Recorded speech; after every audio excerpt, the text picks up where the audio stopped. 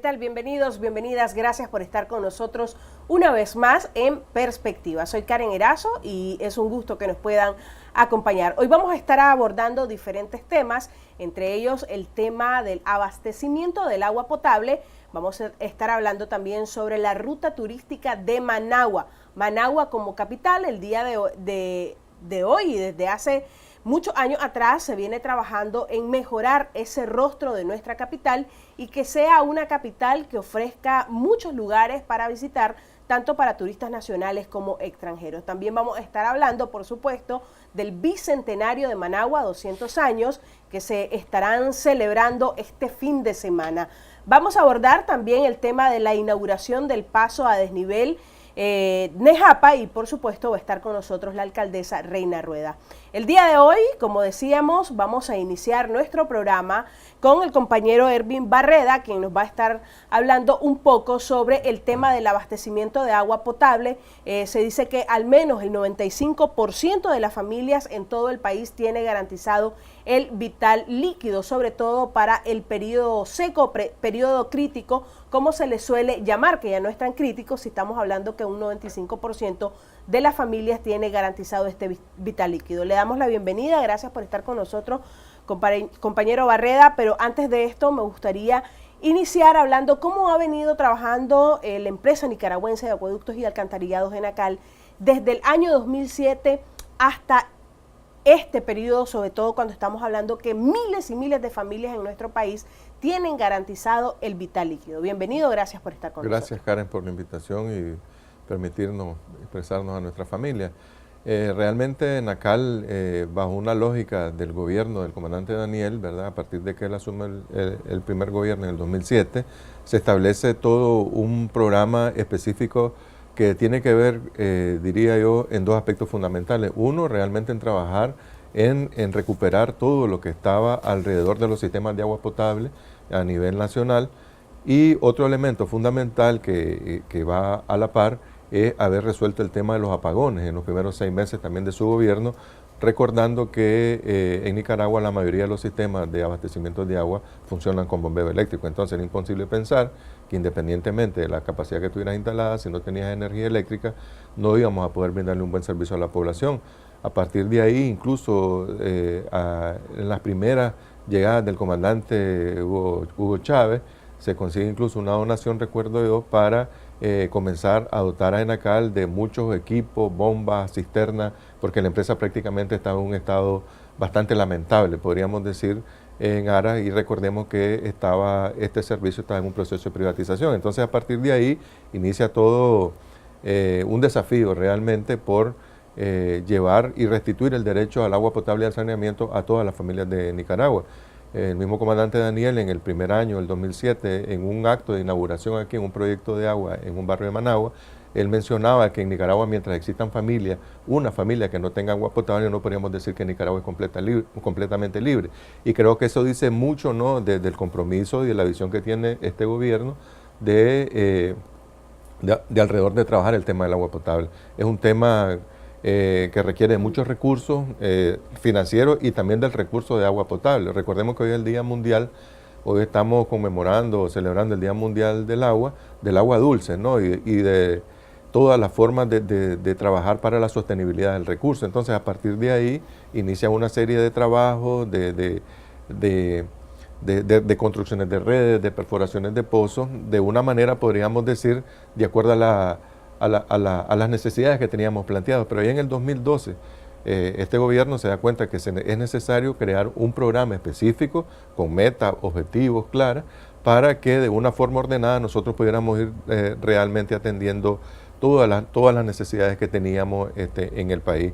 Y se creó el Programa Integral Sectorial de Agua y Saneamiento Humano, que hoy por hoy nos ha permitido pasar, por ejemplo, en una cobertura del alcantarillado sanitario que estaba en el 2006 del 30%, a tener el 41-42% al día de hoy, pero con una serie de proyectos que están en ejecución que nos va a permitir más o menos al año 2021-2022 estar alcanzando el 65%. A propósito de esto, de los proyectos, la fase de los proyectos finalizados y algunos que estén en proceso de ejecución que se han venido trabajando desde que usted asumió se puso a la cabeza de ENACAL, que es uno de los entes más importantes, creo yo, porque como usted lo mencionaba, que lo había dicho en su momento el comandante presidente Daniel Ortega, que una familia que esté sin agua potable no se puede decir, ¿verdad?, que las cosas están bien. Háblenos un poco de las fases en que se vienen trabajando los proyectos y que vienen a garantizar el acceso del agua potable a miles de familias nicaragüenses. Okay. Son proyectos de largo tiempo de ejecución. Largo, cuando hablamos de un proyecto de más de un año, nosotros ya decimos que es un proyecto de larga duración. Son proyectos muy grandes y yo podría mencionarle, por ejemplo, algunas ciudades como Santo Tomás, Acoyapa, el mismo Buaco o Huigalpa, que fueron ciudades donde prácticamente la población no tenía agua. No tenía agua. Eran problemas generalizados. Chinandega es una ciudad que tenía agua potable, pero tenía ya, por el pasar del tiempo, muchas limitaciones en cuanto a la continuidad del servicio, aunque habían hasta 4.000 familias cuando se construyó el proyecto que prácticamente tenían redes artesanales, que una vez que el proyecto se ejecutó ahí en este mismo programa, fue restituido este derecho. Hay dos tipos de atenciones: ciudades donde no tienen del todo nada y se configura desde prácticamente un sistema nuevo en agua potable, como el caso de Bilwi, Bluefield o Santo Tomás y Acoyapa, o Buaco, por ejemplo, San Juan del Sur, y ciudades donde se hacen intervenciones que ya por el pasar del tiempo habían quedado un poco ahí al margen y ya los horarios de abastecimiento estaban muy comprometidos, incluso en barrios nuevos que habían crecido no tenían agua. Entonces, por ejemplo, yo le menciono esas ciudades: Cárdenas, por ejemplo, era otra ciudad que no tenía agua, Achuapa, y le digo ciudades que generalizaba el problema de la ciudad, es decir, que no es que era un barrio, no, eran ciudades completas que se han venido trabajando conforme a este programa. Y algo importante de este programa es que existe mucha aceptación y mucha confiabilidad en este gobierno de parte de la fuente financiera, que realmente nos permiten tener los recursos asegurados, porque podríamos tener un plan, podríamos tener un programa, pero si no tuviéramos los recursos financieros, posiblemente quedaría en un papel. Y cuando nosotros hablamos entonces que en el 2021, que en el 2022, que en el 2023, este país va a tener, por ejemplo, indicadores de 85% de cobertura en alcantarillado sanitario, lo estamos haciendo basado en que se cuenta con los recursos, en que el país cuenta con los recursos, unos ya prácticamente en la caja de Hacienda y otros que están en unas etapas muy avanzadas de negociación, que prácticamente en los próximos meses nosotros podríamos tener también a la disponibilidad de estos recursos. Entonces, ciudades como Bilwi y Bluefield, por ejemplo, que están en una etapa de ejecución finalizando de un proyecto que casi por 2 años venimos ejecutándolo, pero que ya gracias a Dios este año nosotros vamos a finalizarlo. O el caso de Masaya, por ejemplo, una ciudad muy cercana aquí a Managua, que todavía tenemos problemas serios de abastecimiento de agua en muchos barrios, e incluso generalizado casi los horarios de abastecimiento. Ya Dios mediante, en unos 2 o 3 meses que el proyecto esté finalizado, nosotros vamos a tener un servicio de prácticamente las 24 horas de agua en toda la ciudad de Masaya. Bueno, y estamos hablando, por ejemplo, en el caso de Managua, que somos más de 1 millón de habitantes, y eso también implica muchísimo. Managua realmente nos pone un desafío enorme a nosotros. Managua, gracias a Dios, decimos nosotros, tiene un manto acuífero, un acuífero muy bondadoso en cuanto a recursos agua. El tema de Managua sí, que por el mismo crecimiento de la ciudad en algunos momentos hay algunos barrios que presentan algunos problemas. En la medida que Managua ha ido creciendo de forma un poco desordenada, podríamos decir, los sistemas han ido quedando un poco al margen y contra eso nos toca luchar. Aquí yo quiero también reconocer que es que no todo está resuelto, ¿no? Es una batalla, es una lucha de todos los días por sostener los sistemas, por lo que tenemos, sostenerlo, mantenerlo y seguir avanzando con lo nuevo, ¿no? No significa aquí que estamos cantando victoria, que lo tenemos resuelto, porque sabemos que todavía aquí en el mismo Managua tenemos algunos barrios que tienen algunas dificultades por las que estamos trabajando y por las que estamos buscando también los recursos para realmente nosotros poder resolverle el problema bajo esa orientación del presidente, que nosotros tenemos que trabajar para que todas las familias de Nicaragua tengan agua. Y decirle a la población que toma tiempo, pero que si algo es seguro es que este gobierno está enfocado, está buscando los recursos y está trabajando realmente para solventar esta situación.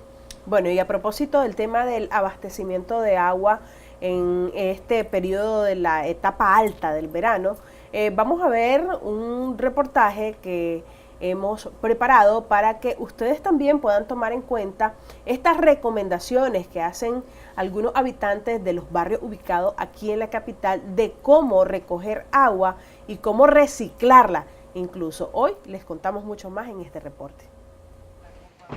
El barrio Francisco Salazar se ubica en una de las partes más altas de Managua. Debido a esto, el agua potable llega a las viviendas solo 4 horas por la madrugada. En esta vivienda, propiedad de Víctor Manuel Reyes, se hace un uso racional del vital líquido. Él nos cuenta que adquirió 2 tanques que tienen la capacidad de almacenar 750 litros cada uno. Con esta agua se realizan todas las labores del hogar y hasta le da para regar sus plantas frutales, siempre haciendo un uso adecuado del recurso hídrico. Nosotros ideamos un sistema de que instalar tanques a determinada altura y con estos tanques llenarlos el tiempo que viene el agua. Hay veces que el agua viene bajita y entonces tenemos que usar medios para poder llenar los tanques. En este caso unas bombitas, llenamos. Cuando ya terminamos de llenar los tanques, ahí los dejamos llenos. Entonces usamos uno en todo el día, que hay que los afanes de la casa, que la gente se baña. Entonces, ¿qué es lo que hacemos? Estando el tanque lleno, nosotros venimos, inventamos un sistema donde realimentamos el sistema donde hay agua en la cocina, hay agua en el lavamanos, hay agua en los servicios, hay agua en el baño y como que hubiera agua normal. Lo que hacemos es cerrar la llave que va hacia el drenaje de la calle, la tubería de la calle, cerramos ahí la paz y internamente nosotros tenemos agua. ¿Por qué? Para paliar un poco la necesidad. Así nosotros tenemos aproximada agua para 2 días. Víctor Manuel hace un llamado a quienes reciben el agua potable las 24 horas del día para que ahorren este recurso, que es un tesoro para muchos. Hay veces hay gente que tiene el agua bastante todo el tiempo y hasta la bota, hasta riega el pavimento, que no es necesario regarlo, pues. Pero bueno, no sabemos, pues, porque hay veces la cultura de nuestra nación ahí está un poco desgarrada. No hay sensibilidad humana y entonces en eso tratamos. Nosotros que no tenemos el agua, por lo menos yo no riego la calle, a pesar que mi calle es polvosa, tenemos dificultades, nosotros no la regamos porque ya no tenemos el recurso y hemos tenido esa cultura pues, de no gastar mucha agua porque sabemos que hay mucha gente que la necesita, como estamos nosotros. Nosotros, ¿qué es lo que hacemos? Yo por lo menos hago ya, si llené mis tanques, ya llené, cierro y que agarre otro agua, pues. Enacal trabaja en la perforación de 2 pozos para mejorar el abastecimiento de los barrios de los distritos 6, 7 y 5 de Managua. Ahí nosotros llevamos ya un porcentaje de avance de un 20% más o menos de avance.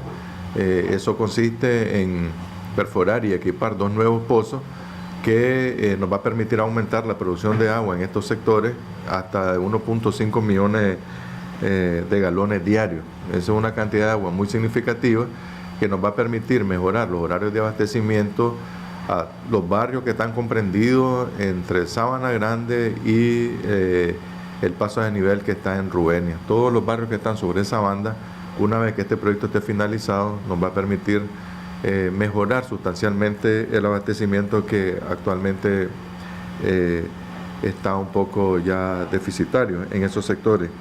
En los meses de verano, el consumo de agua potable incrementa un 20%, según estadísticas de la empresa nicaragüense de acueductos y alcantarillados. Con cámara de Lester Mora, informó para el canal parlamentario Jonathan Castro. Bien, ahí estaba el reporte especial y el abastecimiento de agua está más o menos para el 95% de las familias en todo el país. Esto pues garantizando que en este periodo de verano, gracias a que la capacidad de la fuente subterránea y río están en condiciones óptimas. Eso lo decían incluso en uno de los informes semanales que ustedes vienen presentando como Enacal. Cuéntenos un poco sobre esta preparación y la garantía que tiene las familias nicaragüenses de que no van a tener necesidad de pasar por desabastecimiento de agua. Esa estadística lo que dice es lo siguiente: nosotros, las familias que atienden Enacal, que son más o menos unas 720,000 familias, más o menos, están asentadas en todo el país, ¿no? Desde el Caribe hasta en todo el país. El 95% de estas familias que atienden Enacal están, gracias a Dios, en acuíferos que después de un monitoreo que lleva Enacal desde el 2014, de septiembre, cada 15 días, nos hace indicar que este año, gracias a los inviernos del año pasado y el antepasado todavía, que fue bastante regular, estos acuíferos en estos lugares no tienen ningún riesgo de tener un descenso que nos hagan suponer que va a haber un desabastecimiento generalizado en Managua o en León, en estas ciudades grandes, por ejemplo. Gracias a Dios, solamente un 5% de las familias que atienden Nacal están asentadas en acuíferos que históricamente presentan rebajamientos, como Santa Rosa, por ejemplo, o Somotillo, que es donde nosotros tenemos un plan específico para abastecimiento con cisterna, pero incluso en el mismo Managua. Ahí el señor expresaba, por ejemplo, aquí en Managua, él vive en uno de los barrios más altos de Managua, que en la medida que la gente comienza a regar el pavimento, como dice él, a ellos se les dificulta más que el agua les llegue. Por lo tanto, creo que él le ha sido un llamado muy oportuno de cara a esta época, porque independientemente que en Managua no tengamos ningún riesgo de que los pozos o los niveles están rebajando, en la medida que el consumo aumenta, e incluso a veces para usos que no son tan necesarios para el hogar, en esa medida estamos afectando a la gente que está en las partes más altas. Entonces nosotros estamos listos para...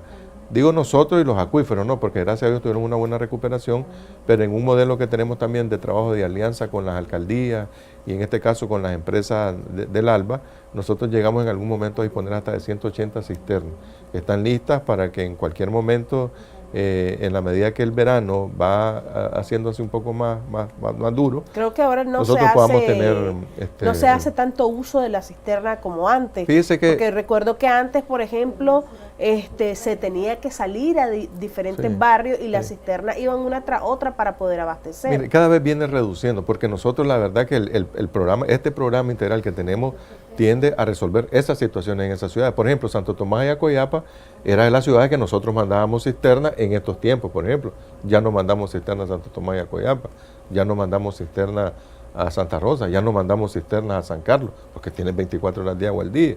Posiblemente este año nosotros estamos trabajando para Santa Rosa del Peñón. Antes en el Jicaral había que mandar cisternas. Es decir, evidentemente la lógica con que trabaja Enacal y trabaja este gobierno es que la familia dependamos en la menor medida posible de las cisternas, ¿no? Y para eso se requiere sí hacer inversiones, hacer proyectos que nos toman tiempo, que llevan recursos, y lo que le decimos a la familia, estamos trabajando un poco más de paciencia, pero que sí es evidente que se viene reduciendo, a como usted bien nos decía, ese número de familias que cada vez requieren de cisterna. Siempre y cuando mantengamos un uso razonable y lógico, ¿no? Diría yo también del agua, porque el agua tampoco es infinita.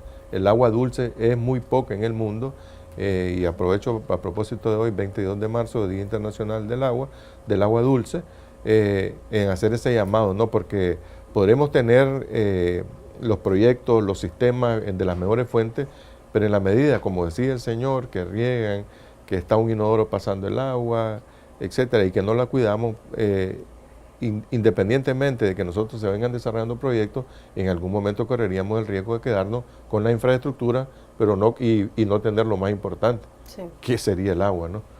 Bueno, y sobre todo yo creo que también oportuno hacer el llamado ahorita que en este periodo mucha gente en el tiempo de vacaciones no va al mar, no va a balnearios o a ríos, y prefiere quedarse en casa y llenar las famosas piscinas. Pues yo creo que uno gasta el agua.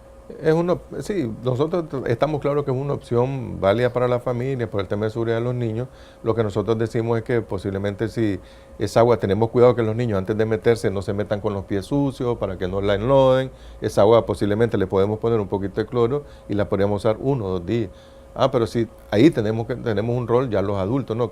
Porque dicen que es que los niños le ensucian porque salen, pero si estamos pendientes de que el agua no salgan y no ensucien, no entren con los pies sucios otra vez de nuevo al agua, podríamos reutilizarla. Bueno, con el cloro podríamos controlar eso, porque los niños normalmente lo hacen, pero esa agua ya a los 2 o 3 días podríamos también utilizarlo para los inodoros, para regar, etcétera. Entonces creo que ahí podría haber una combinación muy buena entre hacer uso de la piscina y también hacer un uso adecuado del recurso y no tensar las redes de agua potable en estos momentos de abril, sobre todo, que viene el mes más duro del verano, y todavía los primeros 15 o 20 días de mayo, que es cuando ya comienza a llover y otra vez ya las cosas comienzan a estabilizarse, gracias a Dios, en los sistemas. Bueno, muchísimas gracias, compañero, gracias por habernos acompañado el día de hoy. Es importante, yo creo, conocer el trabajo que están haciendo, sobre todo porque estamos hablando de una de las necesidades más grandes que tiene el ser humano, como es el agua, y así que debemos de cuidarla. Es un trabajo de todos realmente, no es solamente responsabilidad del gobierno, responsabilidad de la persona que está a la cabeza de la institución, sino que es responsabilidad de cada uno de nosotros y sobre todo instruir a los niños en el cuidado del vital líquido. Gracias, Karen. Yo creo que ahí está la mayor responsabilidad, en la familia, en cada uno de nosotros, en hacer el buen uso del recurso. Al final el gobierno es una figura. El gobierno, los países lo forman familias, un grupo de personas. Al final, en la dependencia que la familia haga buen uso, cada familia, en esa dependencia que vamos a tener éxito en el manejo del recurso. Pues yo creo que ahí está la mayor responsabilidad. Bueno, muchas gracias. Nos vamos a ir a un primer corte informativo, pero cuando regresemos vamos a platicar con la compañera Reina Rueda y también con la delegada interina del Instituto Nicaragüense de Turismo.